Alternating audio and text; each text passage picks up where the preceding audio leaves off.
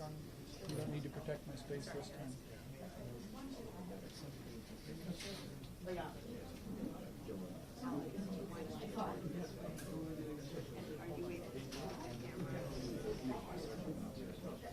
Shows how old I am. I was with him on the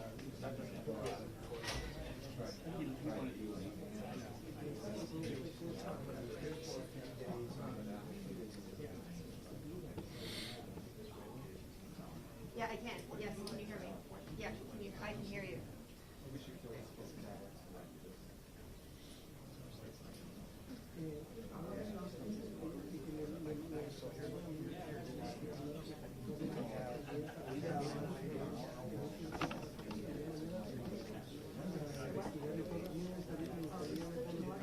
How can you hear me right now?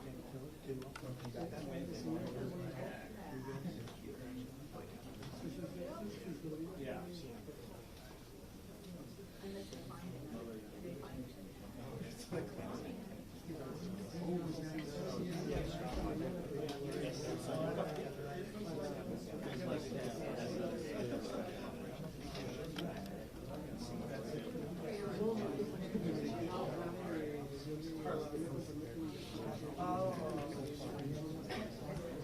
Listen, why don't I go over here? Stand right here.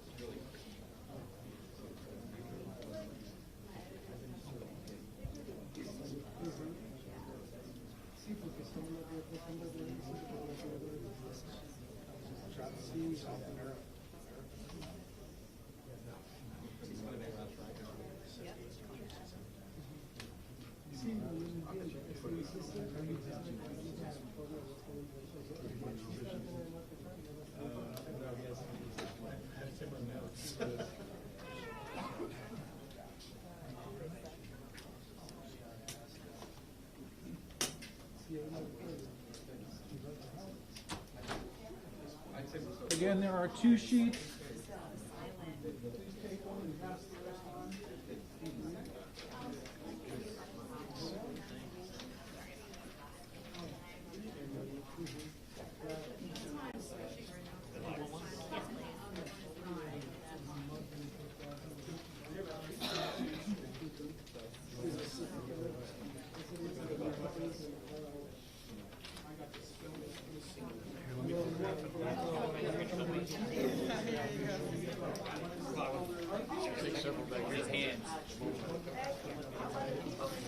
Yes, I am. You want me to pass a stack back there? So again, there are 2 sheets. Make sure you get both of them. Can you hear me? Can you hear me? Can you hear me? Can you hear me? Can you hear me, Stacy? Can you hear me?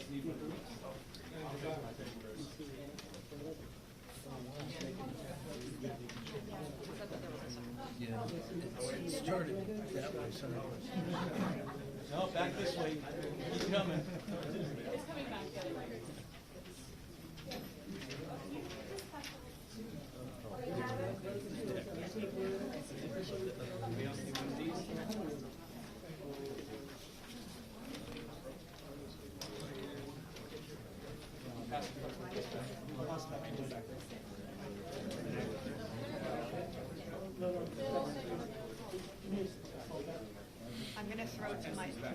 Can I throw to those saws?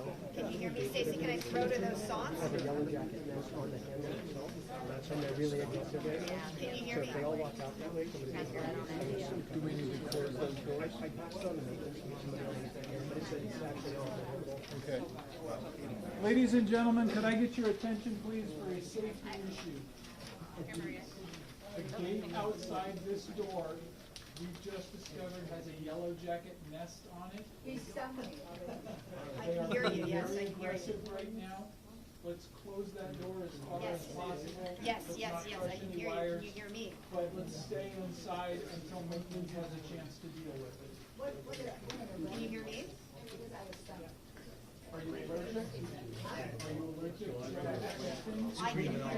Started through you and now it's when I take my PIO hat off and put my paramedic hat on. How's that sound? Oh, no. This is about to start now, Stacy. I'm gonna get out of the way here. Oh, I can hear you.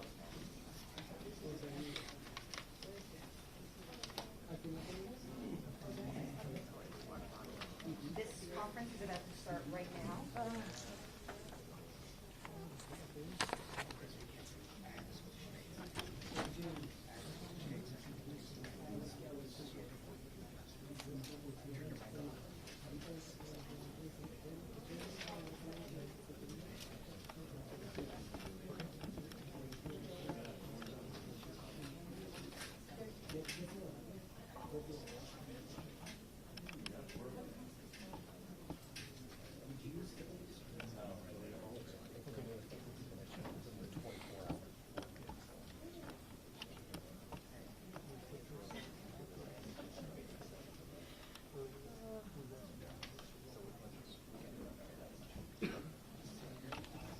Good afternoon, ladies and gentlemen. The agenda you were given for this afternoon's press conference has one change. Sheriff Smith will not be speaking this afternoon. My name is Mitch Matlow, M-A-T-L-O-W. I am currently the PIO for the Garlic incident. After this press conference, I will be relieved and there will be a new PIO. The first speaker for this afternoon's press conference is Police Chief of the City of Gilroy, Scott Smithy.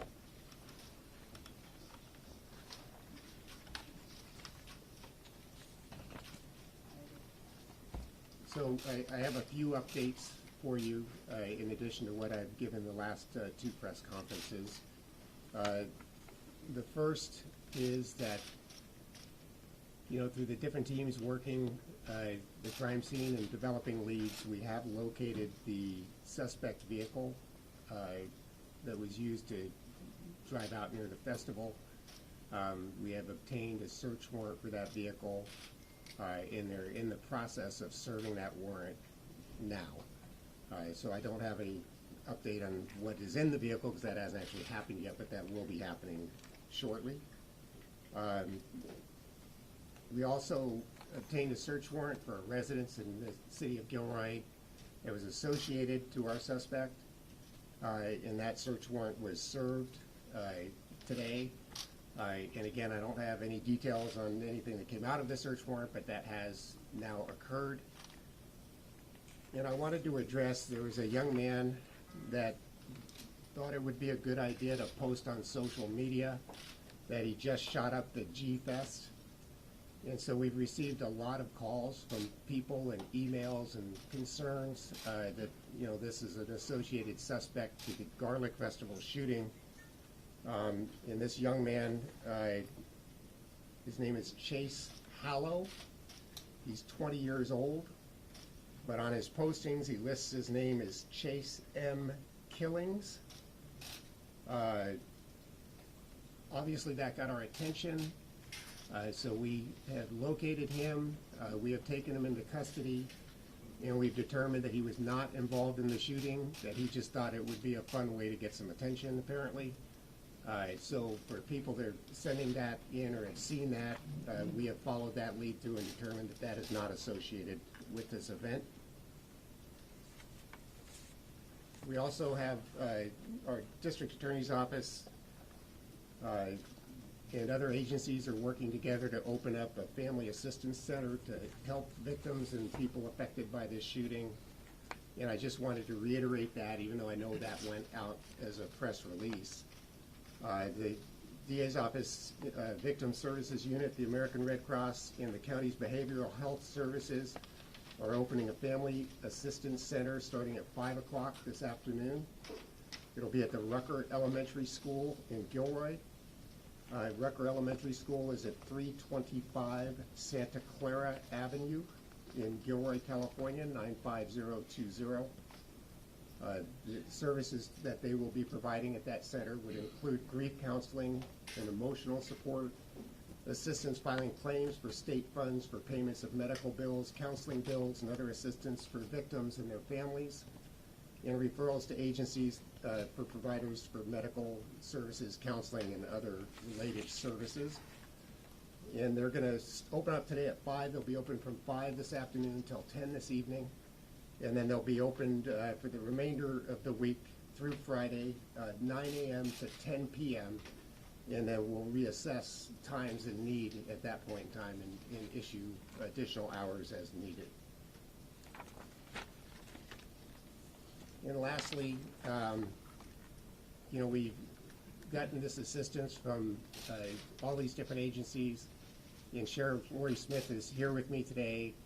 And obviously this is her county, Santa Clara County, and her agency and her staff has been providing support. They were some of the first responders on scene. And whenever we deal with something like that, we have a mutual aid process. And of course, we reached out and made that formal mutual aid request, and the Sheriff's Office has been really instrumental in helping us get those resources that we need to continue to investigate this case. So we very much appreciate that. And I'm going to turn it over and get another update from the FBI with regards to the process that's going on out at Christmas Hill Park.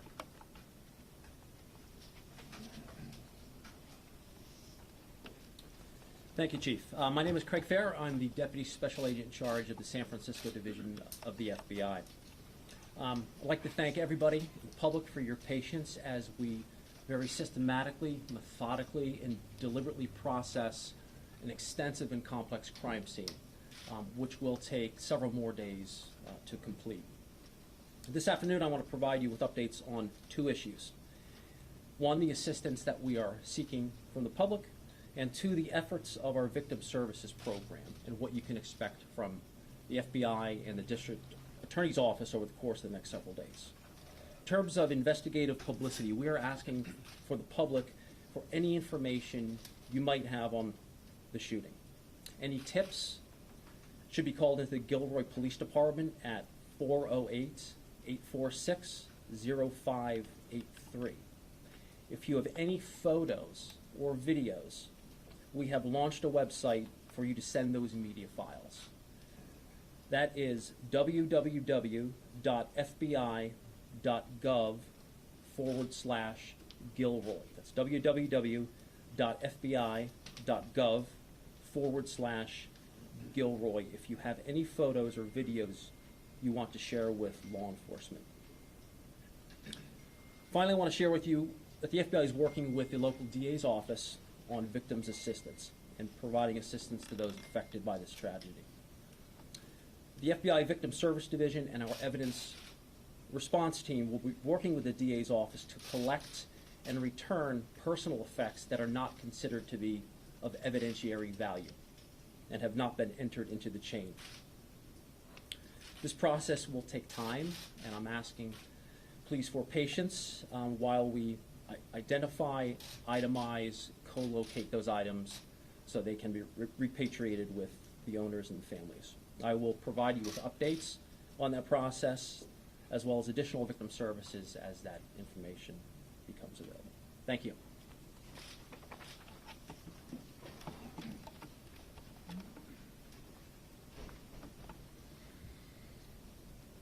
We will now take a few questions.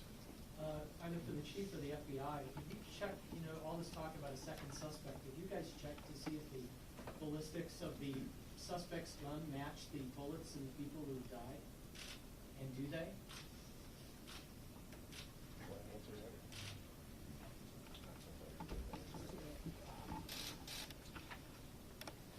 So that will be part of the investigative process. There will be, as in most cases, a forensic evaluation, but that determination has yet to be made. The gun is still collected as evidence and it's on site. We have not taken any steps towards that forensic evaluation at this point. Can someone confirm whether or not the gunman was armed with another gun, in this case possibly a handgun?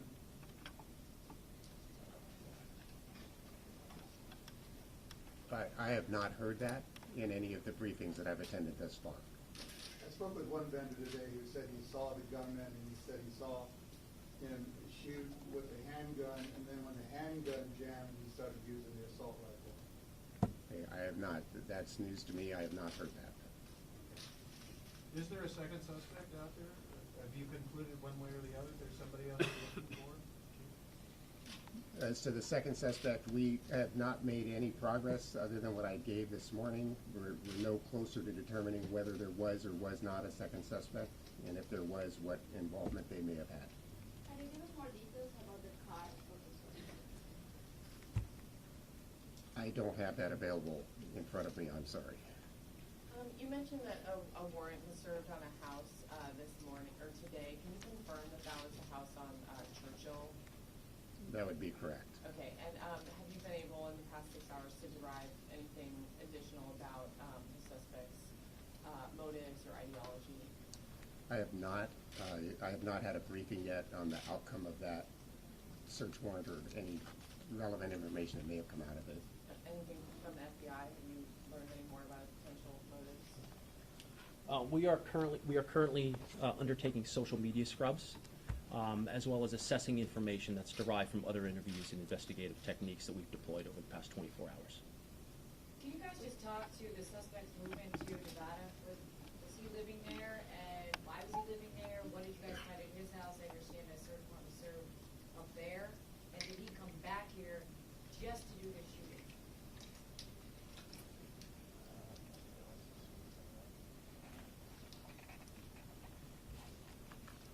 So there's a lot of different agencies involved, and I'm not familiar with the search warrant that was served in Nevada. And I've heard a couple of different versions of the events as to whether he was living in Nevada still or whether he had moved back to California.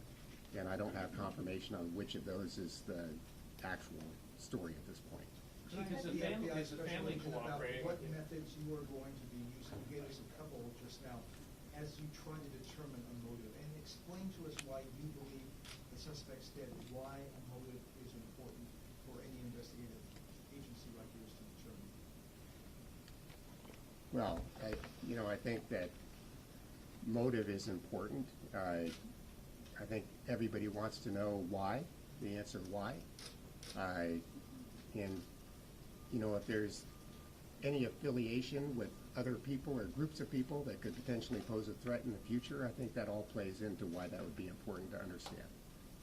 Chief, is the family cooperating? I can't answer that. I have not had contact with them. What about the FBI? Are they talking to you, or are they basically back and forth? I don't know if We are conducting some of the interviews in conjunction with the police department. I can't comment on the results of those interviews at this point in the investigation. It's still very early. Is there an open dialogue? Are they cooperating? I can't comment on that right now. So from your perspective as FBI, do you think that the festival was well prepared for an incident like this? Events like this are occurring across the country every weekend. And it's up to those events coordinators to determine the extent to which they want to employ security features. This event was completely fenced in. Police officers as well as FBI agents were on scene when the shooting occurred. There was patrols actively moving throughout the crowd at the time of the shooting. As a result of that, that subject was neutralized within a very, very short period of time. Craig, can you talk about what kind of social media presence the suspect has in terms of how many accounts or in terms of the scrubbing that you're doing? Can you elaborate? I can only speak to him having a Facebook account, which was recently opened. Not his Instagram account? Can you confirm whether that was his or not? I can't confirm that. Could you provide a little clarity on the weapon? I think this morning the police chief said it was an SKS, but then someone else was, there were reports that it was something I think called like a WASR. Could you clarify if you found out exactly what type of weapon that it was? Do you have the answer to that? I can tell you, Robert Topper, I'm the resident agent in charge of the San Jose field office for ATF. I can tell you the weapon that was recovered was a AK-47 variant. That is it's based on the original AK-47 when it was imported. So that's I cannot give you the specific model or anything like that. And were there other weapons recovered, sir? Not that I'm aware of. It is an import? Yes. Is it legal in California? I know there'd be a California law question, but That would be a California law question. I know, what you deal with guns, why is it legal in California? I'd have to direct you to California Department of Justice for that. In light of these alleged social media posts with the neo-Nazi referendum, just how random were the targets this gunman was shooting at? Or did he aim at specific people?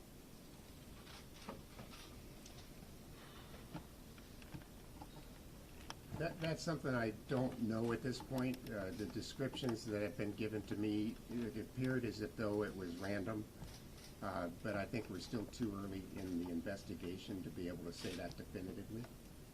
When you look at the number of injured, though, Chief, I mean, are we looking at a large number of minorities, the people that are in the hospital right now? Is there any sort of light you can tell us about that?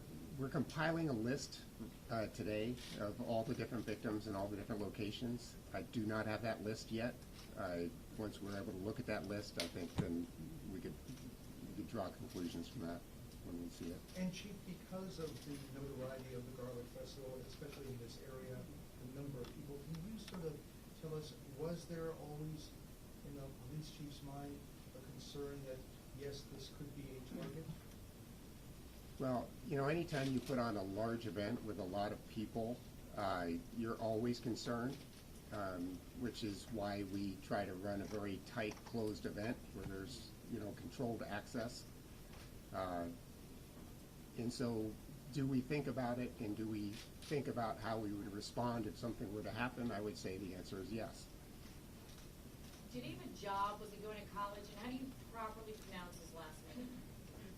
There's been a lot of different pronunciations. I don't know. Did he have Sorry. what about job or college? I don't know that either. Can you confirm a backpack was found with ammunition outside the? I'm sorry, ladies and gentlemen, that will be the end of this press Can you conference. just get that last question, is that possible? Can we just confirm that a backpack was found with ammunition located outside the festival grounds? I don't have any information on that.